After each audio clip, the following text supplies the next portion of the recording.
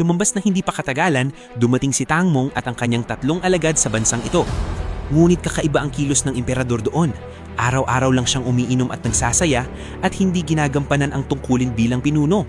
Maging si Tangmong ay pinilit pa niyang magtanghal sa harap niya. Magalang na tumanggi si Tangmong, ngunit agad nagalit ang emperador at inutusan ng kanyang mga tauhan na pugutan ng ulo ang monghe. 4 na malalakas na gwardya ang dumating upang kaladkarin si Tangmong patungo sa lugar ng pagbitay. Sa sobrang takot, agad nagbago ng sagot si Tangmong at sinabing handa siyang magtanghal, ngunit kailangan niya ng oras upang maghanda. Bigla ring nagbago ang ugali ng emperador. Pagbalik nila sa pahingahan, nagmamadaling tinanong ni Tangmong si Wukong kung ano ang gagawin.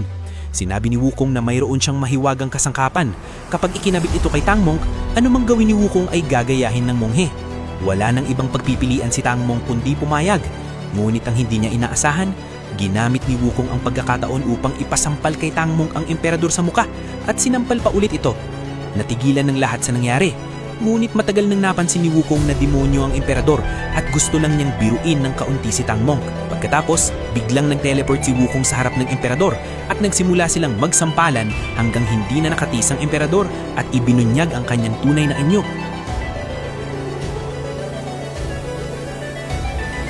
Lumabas na isa pala siyang fire demon. Lumipad dito sa langit at inunat ang kanyang mga braso sa napakabilis na galaw upang atakihin si Wukong. Ngunit madaling naiwasan ni Wukong ang lahat ng atake at ibinalik pa ang parehong galaw laban dito. Hindi sumuko ang demonyo. Muli nitong inunat ang kanyang katawan at sumugod kay Wukong na parang spring. Ngunit agad siyang hinawakan ni Wukong at malupit na pinagbugbog. Nang makita ng demonyo na siya'y matatalo, tinawag ang kanyang mahiwagang sandata at pinasabog si Wukong palayo. Nagpatuloy ang kanilang laban mula sa lupa hanggang sa himpapawid. Nagpakawala ang demonyo ng napakalalakas na apoy. Sinubukang itong harangin ni Wukong, ngunit na itulak siya pababa sa lupa. Lubos itong nagpagalit kay Wukong. Naglabas siya ng isang malakas na dagundong na imanig sa buong palasyo hanggang umangat ito sa ere. Pagkatapos ay diretso siyang lumipad patungo sa demonyo at sa isang malinis na hampas ay pinabagsak ito.